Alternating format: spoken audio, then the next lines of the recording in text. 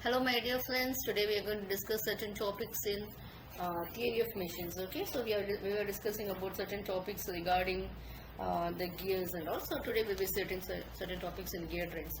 So the two or more gears they made to mesh with each other to transfer power from one shaft to another. So these combinations is a combination of gears used for transmitting the motion. It is various necessary means when it is required either to step up or step down the speed of the driven shaft. Okay. Normally we use for the gear trains to obtain the large speed reduction within a small space. And actually this is combinations, and the nature of the train usually depends upon the velocity ratio required and also the relative position of the axis of the shaft. Okay. A gear train, it may be a spiral bevel or also spiral gears. And types of gear trains, we can take it as a simple gear train. What it is actually, a simple gear train means when there is only one gear on each shaft, we call it as a simple gear train. Okay, so you can see this, the driver will be driving this driven one. Okay, and the second one we call it as a driven or the follower.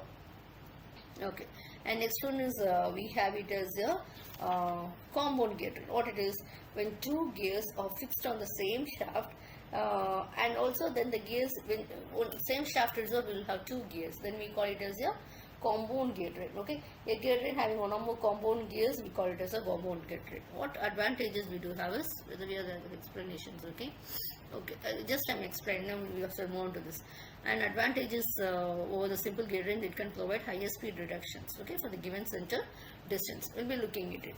And next one is your reverted gear train. Okay, so what happens here, you can see this in example how it is you can see that your compound gear train, in which the first and the last gears are coaxial, then we call it as a reverted gear train. Okay, any compound gear train which the first and last gears are not coaxial, we call it as a non-reverted one. Okay, next one is your epicyclic gear train. When the axis of rotation of one or more gears is allowed to rotate about another axis than the gear train, we call it as the epicyclic gear train. We'll be looking onto it. Okay, simple, compound and reverted, the axis of the shafts over which the gears are mounted, they are fixed relative to each other. But when you take it as an epicyclic, how it is actually, the axis of the shafts on which the gears are mounted may move relative to a fixed axis. That means epi means upon and cyclic means around. Okay, doesn't epicyclic gear train, one or more gears move upon and around another gear.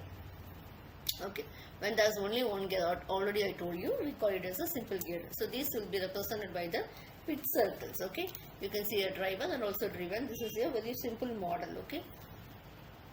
Okay, simple gear train will be, when the distance is very small, the ratios of two gears 1 and 2 are made to mesh with each other to transmit motion from one shaft to another. This gear 1 we call it as a driver, and the gear 2 we call it as a follower, etc.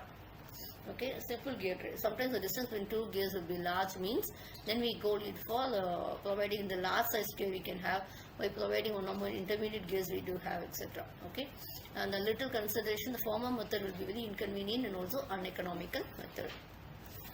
Okay, the simple gear train, when the number of intermediate gears are very odd, the motion of both the gears will be like as it is being shown in the diagram. Okay, if the number of intermediate gears are even, then you can see that the motion of the driver follower will be in the opposite direction as it has been shown in the figure.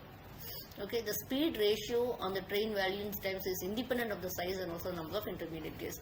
So these intermediate gears, we call it as the idle gears, and they won't affect the speed ratio or anything else. For what purpose they are existing means to connect the gears where a large distance is being required. Okay, they don't have any other purpose in order to obtain the desired directions. Okay, next one is your compound gear train. Okay, compound gear train means when you are having two or more shaft, we call it as a compound gear train. Okay, and the advantage is that it can provide higher speed reductions, as I told you.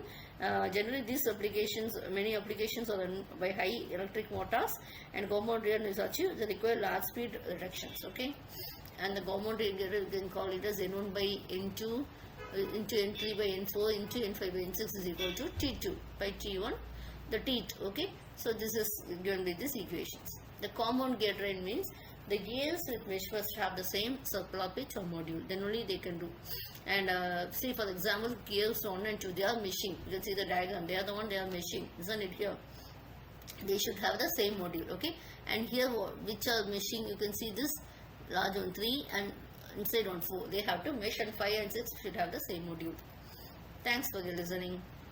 Bye.